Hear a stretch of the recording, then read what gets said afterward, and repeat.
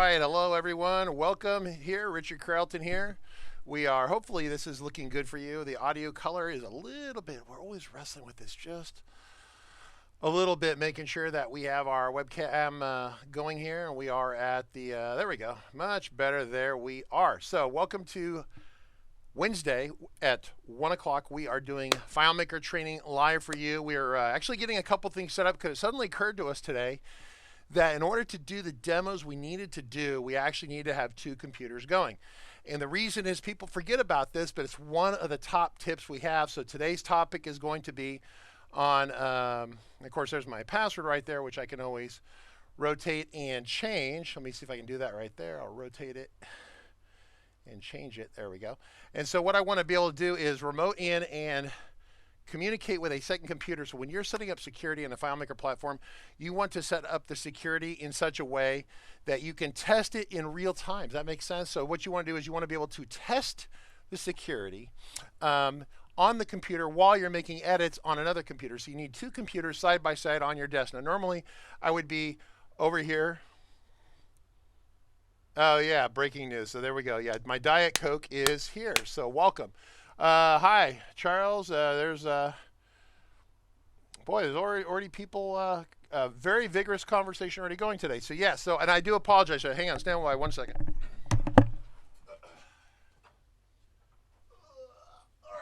Much better. Sorry about that. I have my emergency supply of Diet Coke. So, right, so there we go. So the Diet Coke people, it's our emergency.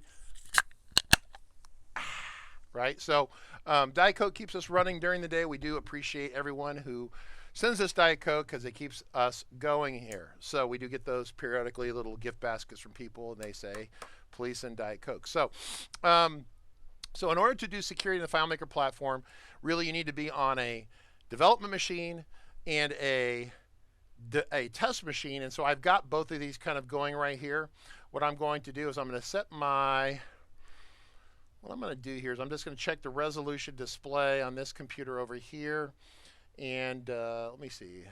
Let me set it like that. There we go. So it'll be almost a little bit bigger. There we go. And so what I'm going to do is I'm going to attempt to connect to the side computer here real quick. That's always the thing with using like date.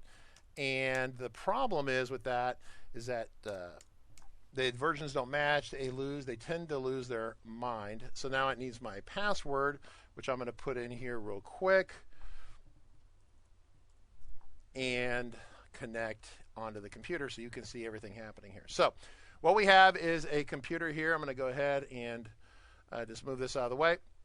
This is a copy of FM Starting Point that's running on a server.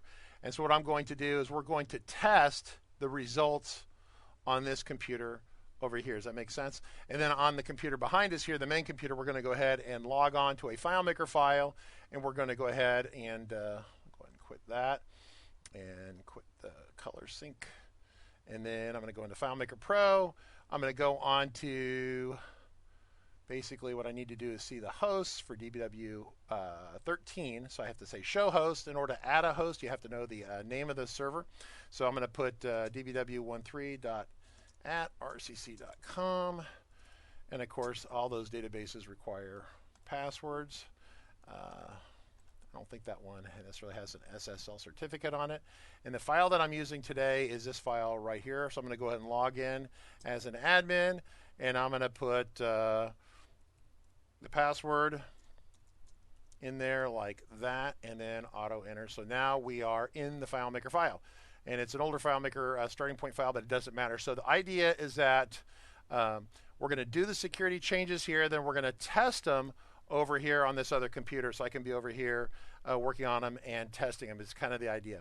And so what I'm going to go ahead and do is make sure that if you have questions about security in the FileMaker platform, that you ask and let me know what those questions are, and we'll answer them in flight as we go. In fact, what I need to do is I need to get an audio going with Charles. Charles Massey, are you here? We should see if Charles is available. Where is Charles Massey? Can I call him? Let me see if I can call Charles. Because what I need to do is he needs to help me keep track of all the ongoing questions today. Hey, Charles, how are you? Hey, doing good. You're live on TV. Are you ready to help me? Are you free this hour? Or you've got a coaching customer this hour where you're helping people coach? Nope, I am free. I'm already in chat right now. Okay, great. I'm just watching the stream. Okay, great. Yeah, we had a little bit of it was mostly a good start, slightly rough from the standpoint that I got the warning dialogue that my team viewers were not matching versions, which I always hate that. And so what I'm going to go ahead and do, I'm going to make my face a little bit smaller here so you guys can still see me in the event that you want to know if I'm still live or not. I'm going to put myself down here. I'm going to move the camera down just a smidge. Actually, I move it this way down a smidge. There we go. Kind of like that, I guess. Whatever. And so we're going to start with the security over here. I'm going to go ahead and let's see. Do I have that on Hide Me Pro? Yeah, I like Hide Me Pro. Can we do that? Hide Me Pro. Let's see. Hide desktop icons. There we go. That's another app on the Mac called Hide Me Pro. It allows me to hide all the things on my desktop so we're not distracted by them. And so what I'm going to do is I'm going to minimize Slack and come over here. So what I want to do is kind of set this aside, and we're going to go into the FileMaker security, and we're going to start the conversation. So first off, when you open a FileMaker file initially by default, when you create a new file or you download a new copy of Starting Point, when you download if you download a free starter solution from FileMaker, it'll be unlocked and you'll automatically log on as admin. That's what a lot of people understand, is that when they download a copy of Starting Point or they create a new FileMaker file, the FileMaker file automatically sets itself up. People think there's no security in it. There is security in it, but it's set that you automatically enter with no password as an admin. That's how they solve that problem. So if you start with a brand new FileMaker file, say I create a brand new FileMaker file, I'll just call it blank. I'll call it, yeah, that's fine, Untitled, desktop, it doesn't matter. We save these fields here. I say name, I say okay. And then I'm going to say, hang on one second, I hear myself over here somewhere. Not sure why I hear. Okay. Oh, I hear myself through Charles' headset. Feel free to mute yourself, Charles, if I hear myself vaguely through your headset. Or it's over. No, it's right here. It's not you. It's that computer over here, because we have LiveStreams going over here. So what we have is, if we go over here to this FileMaker file I just created, if I go File, Manage, Security, what you're going to see is that it created an admin account. Now it's in red right here because it's concerned that there's no password. Okay. And so this is the default settings of the FileMaker platform. It creates an admin account. It also creates a guest account, but it's not active. So the admin account's in here. It has full access. If I hit OK, I'm just going to say allow it to not have a password on it. And then so you ask yourself, well, how come when you open it, it doesn't ask for the password, right? You have a brand new FileMaker file. How come it doesn't ask for the password? And that's a really great question. If you go to File, Manage, File to File Options, right? You're going to see the automatic attempted login. This is the FileMaker username and password that that this database will try to auto open when it opens in either Go or it opens in Pro or even WebDirect. And so if you don't have, if this doesn't match, like say for example, I put admin and I put 1234, that won't match the credentials. And so you'll get a dialog error, or you could turn it, not a dialog error, you'll get a dialog asking for the actual credentials. Or if you turn it off, you'll get the dialog. So only if this is on and you put the correct username and password in here, will you not get the dialog. So if I say okay like that, what's it doing? The provider cannot be used. Oh, it's actually validating that you actually have a current username and password that's correct. So if I get rid of this, I hit OK, it works. If I came back over here to manage security, and then let's say we add a password right here. I come over here and I say, yeah, let's put a password in 1234, 1234, which it says it's weak. We set the password. We say OK. We verify admin 1234. Now this is required. Now we didn't change the file option. So if I go File Options, notice I'm not going to change anything. Notice that it still thinks there's no password in there. And so what happens is I'm going to go ahead and cancel out. I'm going to go ahead and close the file. I'm going to hide this out of the way for the moment. I'm going to say show the desktop icons real quick. Here's the Untitled file. I double click it. It says, hey, what are your credentials to get in? And so in this case, it's admin 1, 2, 3, 4. So it attempted to automatically use those credentials. They failed, so it throws a dialog box. So when you get a brand new FileMaker file, either starting point or whatever file that you're going to have, maybe a brand new file, this is the way it's set up. It's set up so there's no friction and there's no things that will snag a new user. Because a brand new user, if you give them a file and all they do is get presented with a security dialog saying, what's the username, password, what's the username, password, that will result in them just getting mad and off and deleting the file and never buying or using the FileMaker platform. So that's kind of a fail. So when you set up security in systems, partly it's a race, it's a battle between ease of use on one side and actually locking things down appropriately. But I could argue right now that this untitled file is so lacks no value to anyone, and so therefore no security on it would be appropriate. Now this file right here that's actually running on a server that's available to the public does have a security code on it. And so I'm going to go ahead and go to File, Manage. I'm going to go to Security. I'm going to take a look at what credentials we have in here. So this file is really basic as well, which is really nice. And so what I want to do is I'm going to go ahead and create a new person. I'm going to say this is going to be, let's call it Test, Mr. Test, Test 1. We'll call it Test 1, or we could call it, Ron. Let's just call it Ron. Ron is our new person. We're going to put a password in here. We're going to keep all the passwords simple today at 1, 2, 3, 4. Okay. And so if some of you are overly clever, you'll figure out you could probably get into this file right now. Try not to destroy our demo live on TV. That would be unfortunate. And so what we're going to do is we're going to log. We've set Ron up right now as a read-only access. And you go, that's interesting. You've got full access, data entry only, which is basically what it sounds like. It's no development or coding or programming. It's just reading and writing the data, including delete. Delete is part of data entry, like creating records, editing records, deleting records. Not editing scripts or editing layouts or defining fields. So I'm going to say, let's give them data entry only because that makes sense, right? And I say, OK. And so if I'm going to switch back over here to this other computer briefly real quick, I'm going to switch over here. I'm already logged in as admin. I'm going to go and log out. I'm going to go in and log in again, and I'm going to say username password. This time I'm going to use Ron. Now the account name is not case sensitive. The password is case sensitive, so keep that in mind. This case is 1, 2, 3, 4. Oh, and of course I haven't tested anything. And the first thing I do is I get an error message saying that the access privilege does not allow you to perform this action.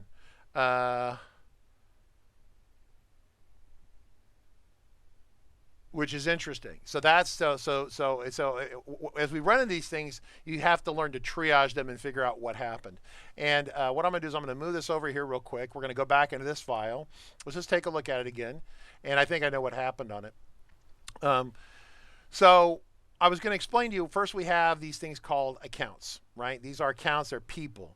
The people accounts are matched. So you have like Dick, Harry, Sally, Fred, and then you have different privilege set levels. So you might have admin level, you might have data entry only level. If you're a small company, maybe all you have is data entry. But if you have a company like with 50 or 60, 80, 100 people, then you might have the sales privilege set, the marketing privilege set. We talked a little bit about that, implied it yesterday. We were talking, or the day before, we're talking about kind of groups of different people. So sales and marketing, product management, engineering, each of those groups have different permissions in the file. So the data entry only is like a blank check. Anywhere in the file you can go to, you can add, edit, or delete data. You can't do design work. So that's not quite good enough. So what you have to do is press the advanced settings button down here. And then Charles, if we have a question, feel free to ping me. I've got my volume up. I haven't heard you say anything. And so basically when you set up security, you have these two windows basically right here for the most part. You're going to have the accounts here, and then you have the privileges over here. Now, if you go to privileges, we have the ones with brackets are basically privileges that are part of the default system. So the brackets are default, if that makes sense. They can't really be edited. So if I go here to data entry only and I want to change stuff, I can't really change it. That makes sense because it's part of the base, I guess, feature of FileMaker, and they don't want you editing that. But you can duplicate it. So we could say, there's one right here. I'm going to go and delete that one. Someone was already playing with it. I'm going to say duplicate the data entry only.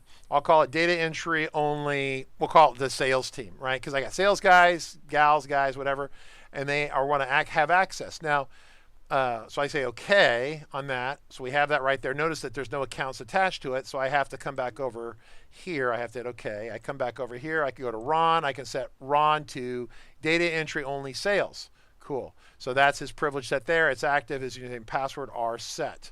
This authentication will be by FileMaker. We're not using the external server. We're not using FileMaker ID with Cloud 2. That's a conversation for, I think, Monday next week is our schedule. Just real quick for those of you interested in that. If I take a look at our schedule, Monday, yeah, we start the conversation on Cloud 2, which is FileMaker ID, which takes a security system and basically just extends it a little bit. So we're just staying just within. So the security that we're doing here universally works everywhere. There's just a little couple things you change for FileMaker Cloud that make it, frankly, a little cooler and a little easier to manage. So, so we have the privilege sets here. Once again, notice this one doesn't have brackets on it, so it can be edited. Once again, if I come back over here to my other computer and I hit log on, it probably still won't let me in. And so I do understand what the problem is here. And this actually got me the other day. I couldn't figure out what the problem was. The problem was more subtle in that case. But so we have accounts here. We have privileges here. Then there are these things called extended privileges, which allow you to essentially extend like certain limitations, like a credential can use WebDirect and access a file via WebDirect, or a file could use Pro, or a FileMaker file could, if it logs on, if they're idle for 5 minutes, it kicks them off. Or if they're idle, or the auto restoration. So when you sleep FileMaker, or your laptop sleeps, you come back, it restores itself. You could put a timer on that and limit it. Those are all sorts of things that are typically called extended privileges. We're not going to get into file access today. That's a whole different thing. And it's, if you have a very big system that's on a server and it's very valuable and has lots of importance to it, then you want to go to file access and start limiting other things. It's, like I said, totally separate conversation. So if we go over, yes, question. Question, yeah. So we have a question up here from a little earlier. It's from Top Cat. They're pretty much commenting here. They said, I would like to learn how I can log in using the Windows login single sign-on. Yeah, so that's active. Now I use. That's fine. That's Active Directory. That's a totally separate conversation to get into Active Directory. Okay. That's part. We'll kind of slide into that kind of sideways. But let me give you an answer. So in FileMaker Cloud 2, not Cloud 1, but Cloud 2. There is a technology called FMID. FMID is very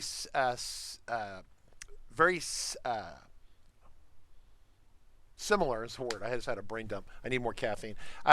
Very similar to Active Directory on Microsoft. Microsoft has, when you set up a Microsoft Office, I don't mean Microsoft Office, but I mean a physical building with Microsoft computers, and you have more than 5 or 10 computers. Typically, the IT folks will set up a single server, like a central managing server that manages the security.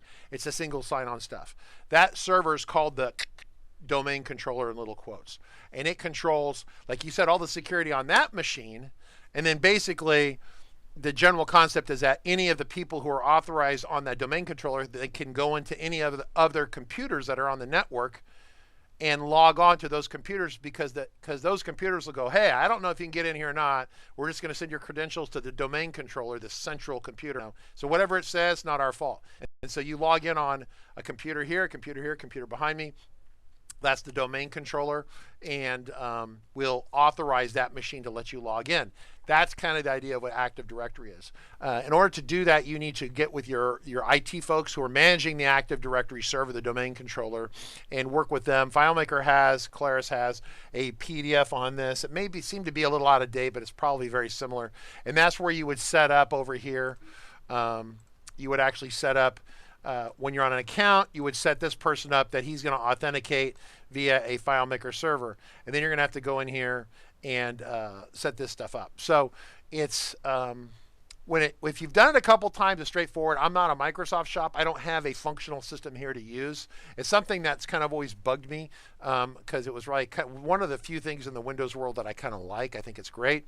Apple tried to come up with their own. It was called Open Directory, I think. And I don't know that it was ever really ever seriously used that way. Or adopted would be the word I would use. I've seen very rare, I mean, Apple corporate might use it, but very few businesses I've ever seen use Open Directory. But that's kind of the equivalent of that. But the Microsoft people love it. It's a big corporate thing. It's one reason why people go like, well, how was Microsoft always successful all those years and Apple wasn't? Well, because Microsoft did stuff like that. They made it easier for IT folks to manage and set stuff up. And so that's why they were so successful. One of the reasons.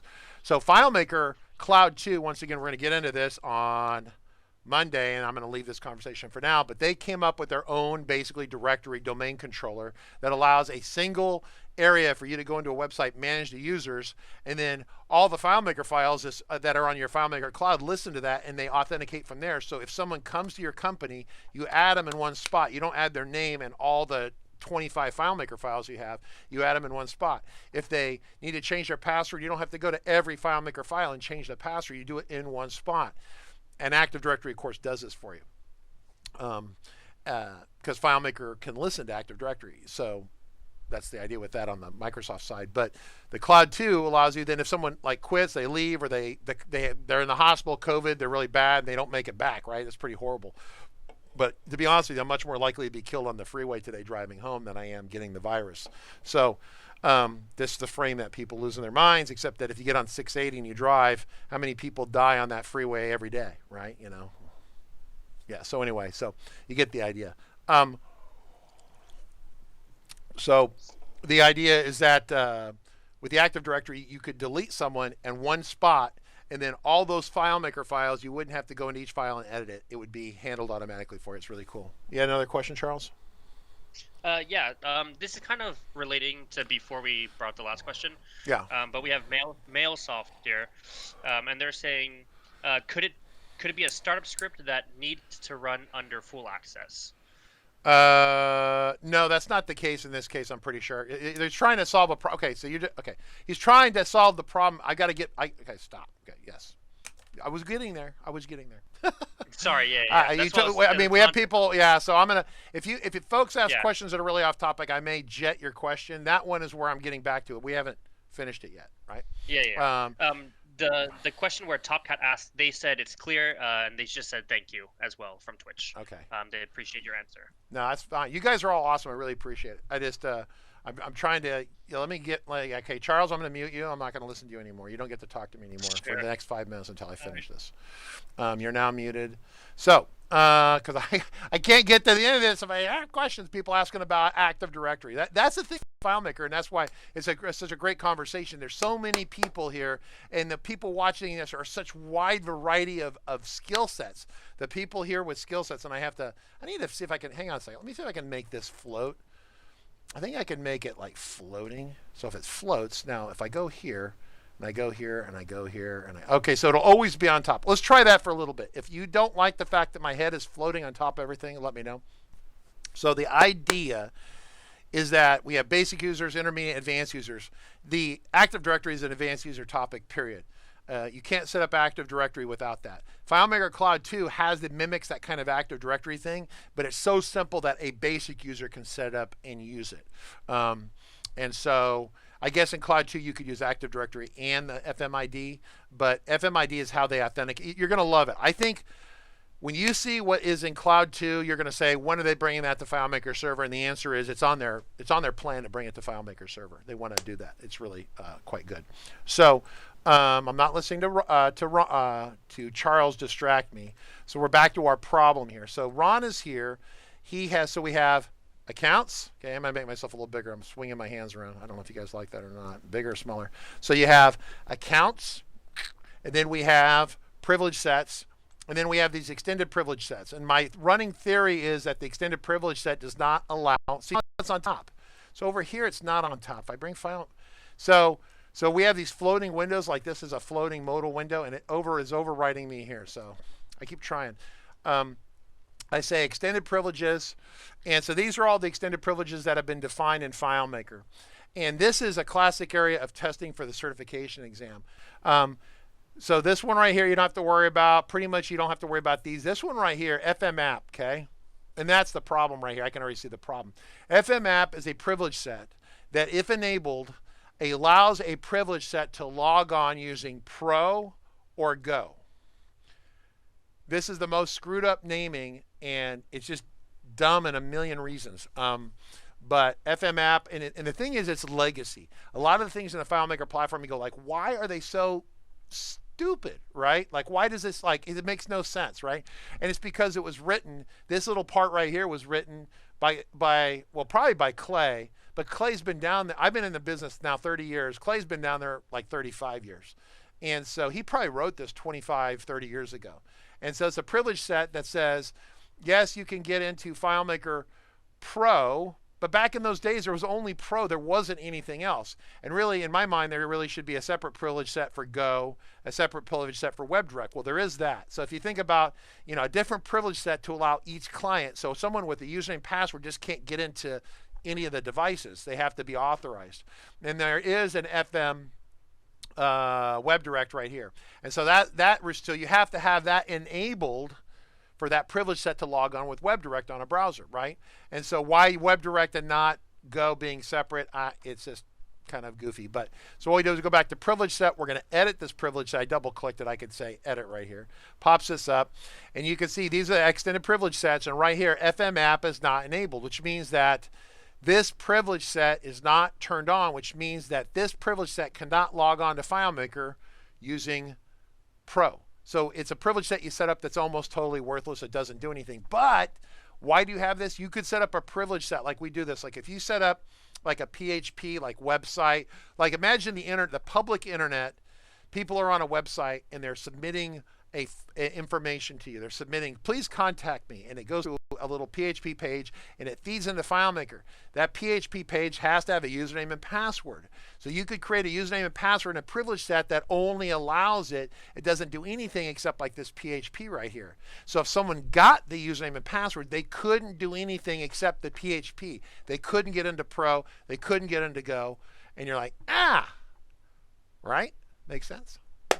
So what we do is we just turn on the FileMaker Pro right here. Now we have access with Go and Pro. I hit OK. I hit OK.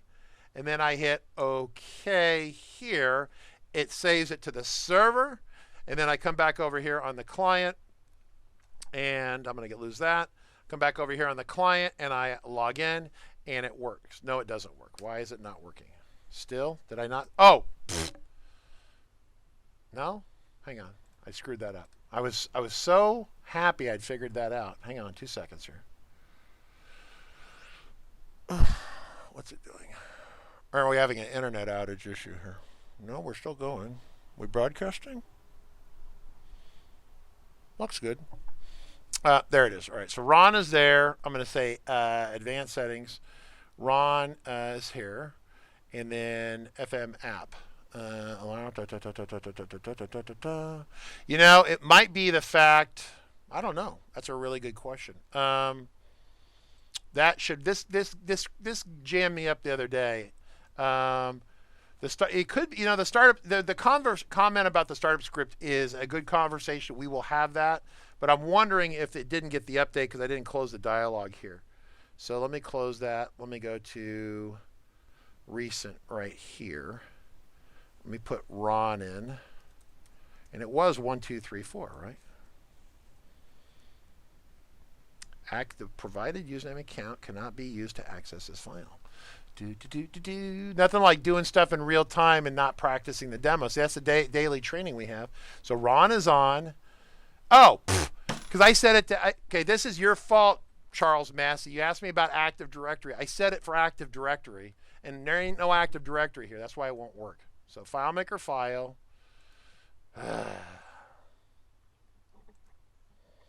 No password. It's all your fault. All right, so now we set it. We say, okay, try it one more time.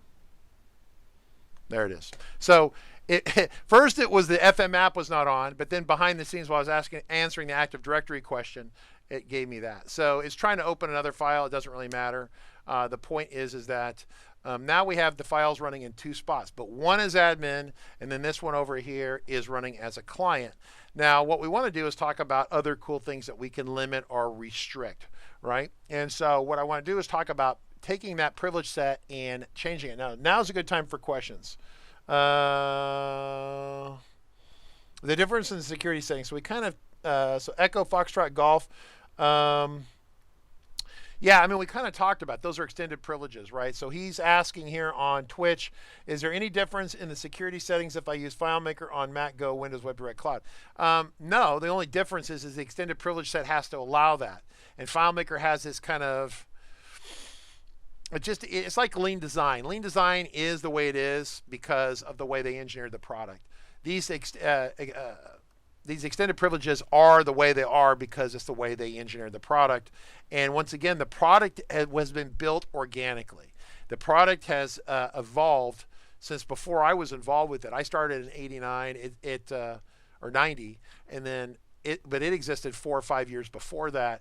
And in the lineage of it, you can see the lineage and the thought processes that started still kind of guide it to this day. And it really makes a lot of sense, but then you run into little areas of inconsistencies where you're dealing like the extended privileges. So right here are the extended privileges, ODBC and JDBC. So that's like where FileMaker talks to Oracle or SQL or something like that. Then XML is a way of getting data out of FileMaker, kind of like PHP. It's a web server that's talking to FileMaker, interacting with FileMaker. And then you have the authentication required. Is that a standard one, or is that one that we created right here? That's interesting. If I hit OK and I hit extended privileges here, because this is a file that's not brand new and empty, so you can actually create your own extended privileges, right? With it. It's pretty cool, right? So, like I created FM Reauthenticate. So FM Reauthenticate 10 is a default privilege set. And what it does, if you have it on, it basically, if you sleep your computer for more than 5 minutes or 10 minutes, it forces you to enter username and password. But if your computer has username and password saved on it already, where you save the password in the chain, then it will just get it from there anyway. But the idea is that it forces the user to re-authenticate. On an iPhone or iPad, it forces you to use your thumbprint again, or something similar to that, retina scan or whatever. I've always used thumbprints on mine. The FM Reauthenticate 600, those are minutes. So basically, I created this one myself. So, and this is the note in here because I could create it. We could edit it, right? We said, and this is the key word, right? You're like, well, how does it know? How did you build this? How does FileMaker know? The FM Reauthenticate is a reserved word. So, like, if you ever write a calculation, and you want to use like an ampersand sign, or you want to use the word get or something like that. There's certain things in FileMaker that are reserved words. You cannot use those words because those words have meaning.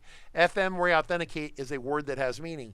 If it sees it in that key word, FileMaker then will take action upon it. If it sees FM XML, it will take action. If it sees a PHP, it has certain action it takes. Reauthenticate is one where you can pass a number behind it, and that's the number of, in minutes, it will allow you to unsleep without putting the credentials in. FM script disabled. I keep forgetting because FileMaker, a lot of times they come out with a version of the product and they get the extended privileges, and then everyone yells that they're really useless or not well thought out. Then FileMaker changes it. And so the old privileges that it created are still left in the file. It doesn't undo them. And so what you have to do is, I'm going to go ahead and hit cancel right now. I'm going to say discard. I'm going to say OK. What I want to do is come over to this file over here, and I want to see this brand new FileMaker file created in 18. Or is it just it's admin 1 2 3 4. That's right, admin 1 2 3. I want to see what the extended privileges are on it that are the defaults right now, and then you could compare them because this starting point file is a couple years old. If I go to advanced settings on this file, so these are the default with the brackets on them. And if I say extended privileges, these are the default officially extended privileges. So you could compare this list against my list, which I'm going to do that. I'll take a picture of this. I'll say cancel, cancel, close file, come back over here, manage, security. Let me bring that up here, put myself back over there. And so this is so if I bring up advanced settings and I do extended privileges, and you put this list by it, you can see that the sorting order is a little screwed up, but you can tell that there are some. So FM REST is there, FM URL URL script is there, FM. Okay, so FM script disabled was a external as a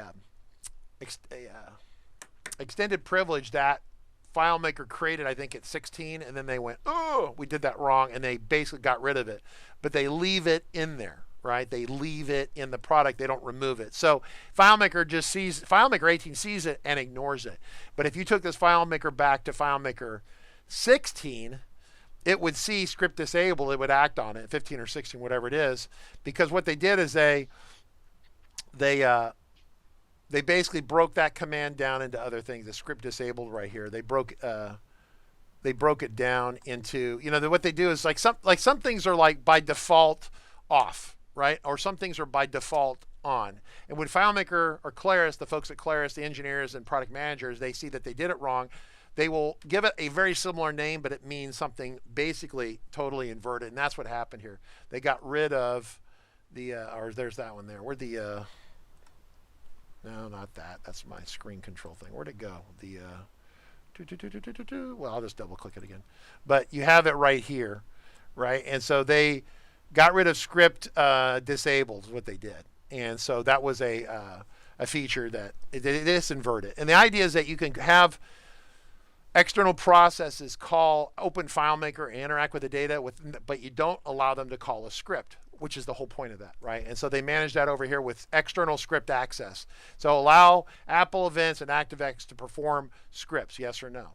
And then if you call a URL protocol, so once again, that's be another great topic for us to talk about is URL protocols. And once again, we have videos on all these, so this is your shameless plug. If you see a topic here that we're not really diving into, like URL protocols, things like that, feel free to check out our training at fmtraining.tv.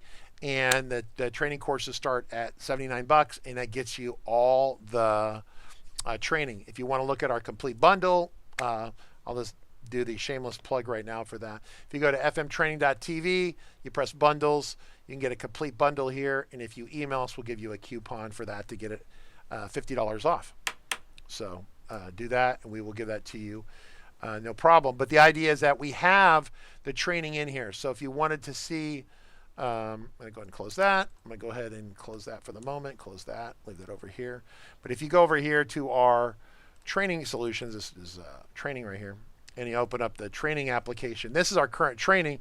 All you have to do is type in here like URL protocol and hit return, and here's the URL protocol video right here, right? And so this starts going, and it plays a video, and it's about 6 minutes, and it talks about how the URL protocols work and how they do what they do and what they do, and so that's secure. So once again, tons of topics, tons of material. Feel free to check out the training, and it's almost 70 hours of training. It's a lot of training. It's really good. So questions, Jake or Charles Massey? Yeah, so there's a couple questions on the YouTube side.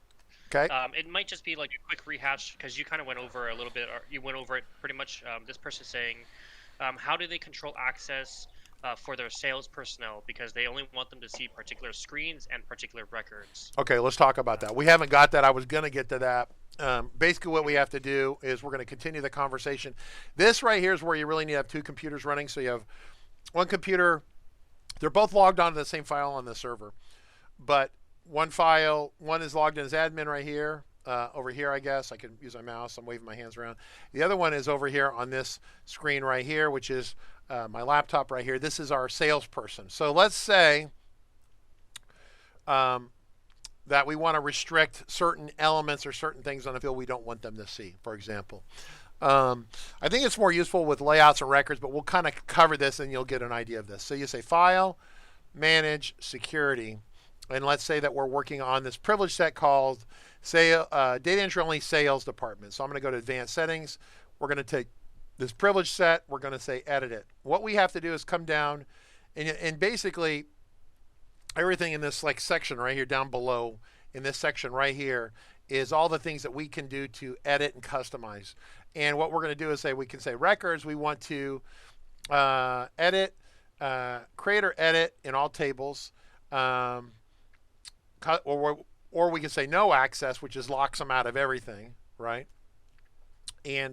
Or we can say custom privileges. And so what we want to do is let's focus on the fact that we have, these are the tables right here. And we can say that in the contacts table, what we want to do is we want them to all be, well, it's interesting. I guess we could say yes. And the default should be, well, yeah, you have to work on this. Basically, the default on all these should be, well, it doesn't matter. I'm just trying to be useful here. I'm just trying to select all. There we go. Yes. There we go. That's what I wanted. I was like, how can I do this? It's like too hard. And so I want to, let's just start off with select all. So start with they can do everything. Yes. And they can delete. Yes. And then field access all. So that's like, so that we're starting with custom privileges, but to start things off, we want to, in this situation, they mostly need everything. We just want to remove certain things. Okay. And so what I want to do is I want to say, now that I have that, what I'm going to do is I'm going to go back up to context, because over up here, we're actually on the contact screen. Let's just say that we want to restrict the access to the email or the phone number or something like that. And you have your own business processes of what would be important to you. And so we can say that they can edit, it's limited, they can view, we can say limited.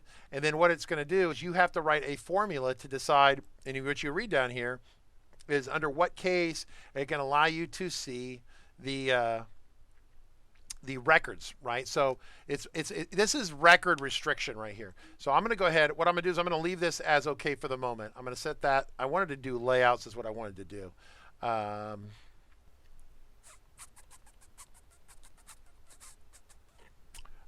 Custom privileges. I'm going to say, here we go. So you could actually lock them out of layouts entirely, right? Which is super useful as well. So once again, I can say select all. These are all the layouts in the system. I can say that they are records are modifiable, but they can view only, right? And so for the time being, say you wanted to restrict them out of a certain layout, you would remove it out of here, right? And so you could come over here and you could say layout is view only, or you could say they have no access to that. Or you could group this entire group together and say they have no access to that layout. That's pretty handy as well. That's record control right there. Let me see. Okay. Okay. Layouts, values, scripts, records. Let me see. Custom privileges, field access. Let me go back to context here. I'm looking for field access limited. This is what I was looking for. Okay. It took me a second here because basically this is the layouts entirely, but you could get to a layout where you have access to only some of it, which is what I was trying to do. So you set the layout as that they can edit, they can view it, they can edit it, they can create, maybe we say they can't delete, right? And then instead of saying you can have access to all fields, let's say that's limited, right? So we come over here, we pop it open, we make it a little bit bigger, and I want to come down to say like the phone field right here, we say no access to, right? Or view only. You could say it's view only, so they can't edit it. So let's just actually have fun with that. Let's say they can view only the phone, and then the email, we want them to have no access to. So I say okay, so it's limited.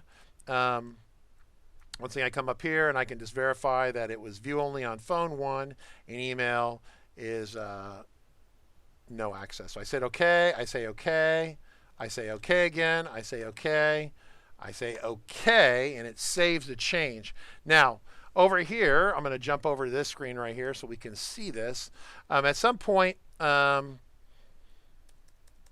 have data in there, and it took that, and that's phone 1 right there. Okay, there's phone 1. Can I edit that? Nah, see, it's throwing that up for me. And so what it's saying it's not access. Oh, and then look right here, it grayed it out. It almost did it immediately. Did you see when that happened? So that's why you want to do two, because you don't want to have to then be over here and I have to log out. Then log in is wrong and go, oh crap, it wasn't right. Log out, log in, log out, log in. You want to basically go back and forth between two computers. And that's what I find so interesting. So if I come back over here, what I want to do is watch when that. So let's turn off the website too. Because every once in a while you'll run into a change that doesn't take effect until they log out and log back in. But the limiting of the fields on the screen, I think the limiting of the, not necessarily the records, but limiting of the fields happens in real time. Here's the assumption you should do. If the assumption to keep you out of trouble, the assumption I would make is that if you're making a change to security and you really want to implement it immediately, you need to make the security change, test it. If you like the way it works, then kick everyone out and have them log back in. Because like I said, if you were on a record, we'll try it in a second. It'll be interesting. We still have time. Yeah, so it's good. We have good comments, good questions. Charles, if we have any questions, let me know. As long as we're kind of on topic here. So I'm going to go to advanced settings. We're going to go to the privilege set. Once again here, we're going to say edit it. We're going to say records, custom. Go back here to contacts. I'm going to say limited. Because by selecting limited again, it pops it up. So it's one of those like little anomalies. By you selecting limited, it forces the dialog to pop up, not necessarily as obvious as it should be. So let's go to website. I'm going to say no access to. Now, what we want to do is be over here, and we want to watch that little thing right there. I'm going to hit OK, and it's still there. Hit OK, still there. Hit OK, still there. Hit OK, still there. Probably when I hit OK here, there'll be a delay. Oh, that was it. That was it. I haven't even left the security area and it's already blocked. It sent the update and blocked it out. Now let's see about records, right? So let's try that with records. So we have, let's create a new record here. I have Ryan and I have Tom. Okay, let's just do it based upon first name. Although you could do, for sales, you'd almost have like a field like region or something. Like you have salespeople, they should stay in their region, like don't go out to other regions. So like a north region, a south region, or maybe by state, something like that. And so you only want them to see those records, right? And we do have videos on this. So once we're done here, I'm going to steer you towards the video. But so we have a record over here as Tom. We have a record that's Ryan, okay? So what I want to do is I can see those records there. I want to go over here to the, actually, yeah, let me make this. This is, so it's not quite so horribly stupid. Let me say this is California and record 2 is going to be Texas, okay? Texas, I don't think it's case sensitive. We'll check, oop, back on that, list view. So we have Texas, we have California. So what I want to do is I want to come over here. I want to say advanced privileges, advanced settings for the extended, not extended, just for the privileges itself. I'm going to go to Ron. Here it says this is the account, but it's the data entry sales. I set edit. I go to records, not layouts, but records, custom privileges. And what I want to do is I want to limit the records in contacts is limited. And non-values, non-zero values are true, access allowed. So if the state, it should be, is that home state or is that billing? Oh, it's primary, probably primary state 1. Probably this right here. So if this equals, let's just say California, okay? So if it equals California, it's a 1 and it would be allowed. So what we're going to say is they can access the records limited if they are California. So then what I'd come over here is I'd say sales, and I would put California. So Ron is a California sales guy. Okay, we're going to say okay. See that? It happened in real time. Awesome. So what you can do is it's locked it out. So because Ryan, our sales, my sales guy's name is Ryan. So our sales guy, Ron, he can only access California records. So he can come over here and it says no access. So what you can do is you can actually do a find in the system to help restrict them so they don't see the no access. But if they're really a clever FileMaker person and they try to get around it, like, oh, the boss said I can't go to Texas, but I can make my quota. I'm not going to make my quota if I'm in California. So if I go to another state and I weasel some deals, the boss won't know. I can make my quota. You get a salesperson motivated by quota, they're willing to do everything, include just about knife someone. And for those of you who've been in the sales business, you know what I'm talking about, right? And so we don't want to have them, encourage bad behavior. So this is absolute restriction. There is no way to bypass the security we have just set up. However, if I got a list view right here, it's ugly because it'll have records they can access sprinkled with records they don't have access to. So what we want to do is make sure that the found set omits those records we don't have access to. So to give you more information about this in detail, so I've gone through this at about 500 miles an hour. Once again, I'm going to steer everyone back to the training on these two topics explicitly. So I'm going to go ahead and say, okay here, and get rid of that. I'm going to go back to our training, and I'm going to go to my FileMaker 18 video course. I'm going to put security right here, and there's a security section here. There is the audit trails. We had another video about that the other day. Here we go. Record level security access.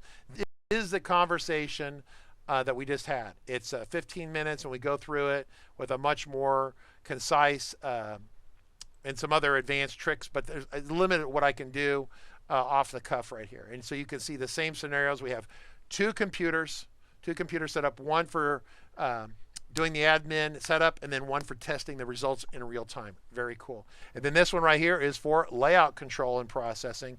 So videos 12:14 and 12:15 will teach you everything you need to know about record level security, and also then getting rid of, make sure that you don't show the ugly records, right? So when Ron does a find, he only sees a find that looks like this, where you don't have the I can't really see it right there. Where'd that go? Did I kill that all the way? Oh, wrong one there. That's Slack. Where is the go to team viewer? No, I disconnected it, so it's dead. So anyway, but yeah, the idea is that you don't show records that say no access. It's just really ugly. So questions. Got about 5-10 minutes left. Charles Massey, are you there? This is kind of going off what we're already working on. Can you hear me? Yep, you're loud and clear. Can you hear me, boss? You're loud and clear. You are okay, perfect. Yeah, so there's this is going off of Tomcat. It says, is it because you selected no access that is why you have no prompted a lot? Yeah, I mean there's basically either you can do everything, read and write. You can edit it. Okay, basically you can edit it, which is like maximum, or you can view it only, or you have no access at all. Really, there's 3 levels of access in there. Who was the person that had the suggestion about setting the scripts to run? So it's important to understand something as you're setting this up. Very important concept is that a script will run under the context it's allowed to run. So if I run a script over here on, say, the security side of things over here, it will run with admin level access.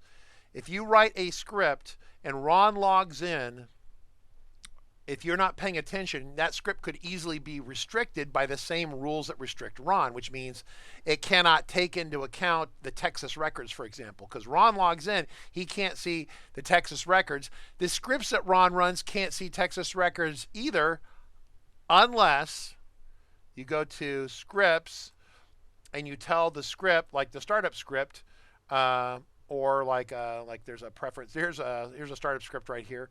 But here's a closed script. And see the little person right there? That means they run as an admin, which means they have been specifically, what it means is that even if you could be logged on as Ron, the script runs in like God mode or admin mode, and it can do anything. And so when you're setting up a script, you can turn that on. So if I was going to go over here and say, hey, this script right here is really important. I want this to run, because somehow it's being limited in what it can do, because it can't get it needs to say for example that Ron wanted to run a record and say how the sales going in each of the states. Well, Ron can only see California. So the report would say in California at this percentage, but he couldn't see a comparison. So if Ron wanted to see a comparison of how he was doing, he would have to have a script that would run that would be able to see all the other states. And so what you do is you go to your script, you're going to go up here under scripts, and you're going to say grant full access privileges. That's all you have to do. And now that script has a little person right there. And so when that script is run by Ron, it has complete utter access. This is a really cool feature. Because it allows you to get past the security limits with a script.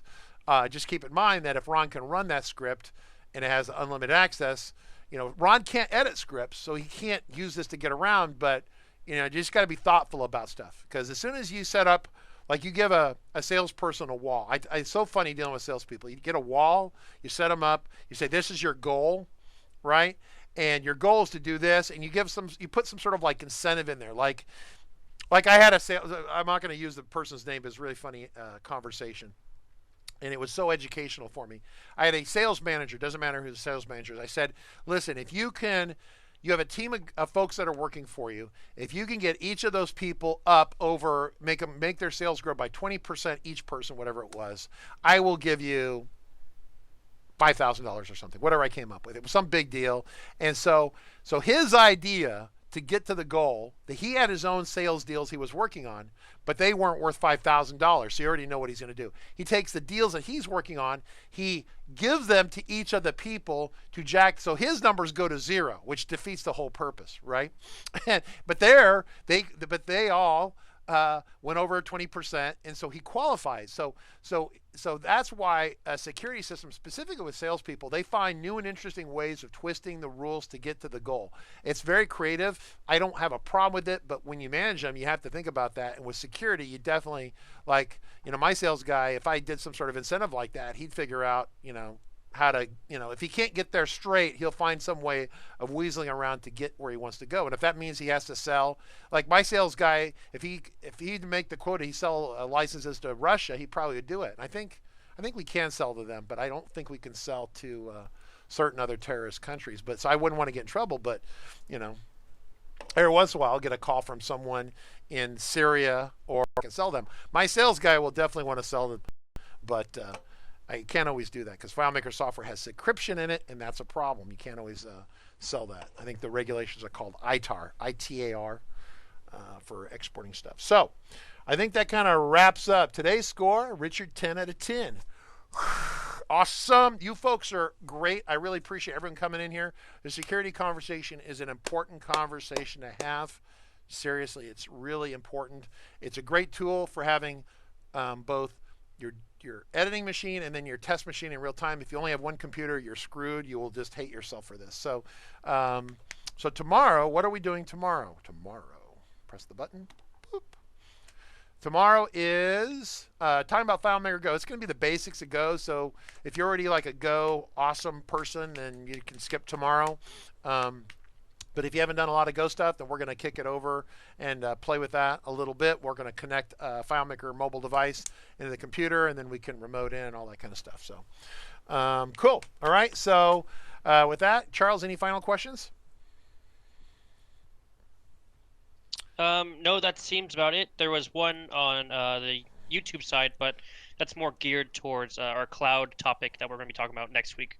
So I just I'll let them know that that'd be something we'll cover on Monday. So once again, this training is sponsored by FMtraining.tv, where you can get the latest and greatest FileMaker training at an inexpensive price. Visit FMtraining.tv.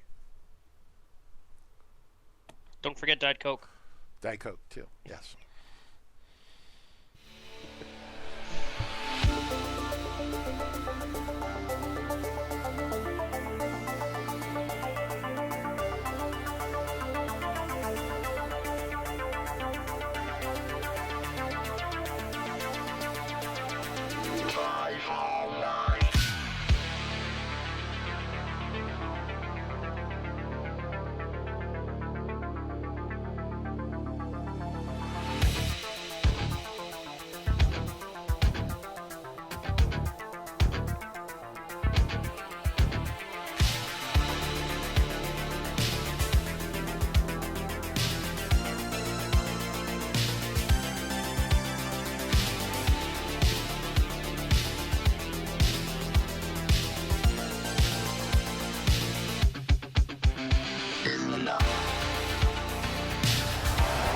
And the guys just stepped up the whole way. Calm, cool, collected. The quarterback, great read, good patience. More importantly, great job up front protecting this quarterback to give you a chance. And that's all you can ask for. Try to rally down 10. 9:25 to go here in the fourth. Short motion by Amendola from the left. Brady takes the shotgun snap, stands in, throws it left for Amendola, reaches up and snacks a high throw and lands inside the 10, rolling to the 9. Ball slightly behind him, but Danny makes the grab.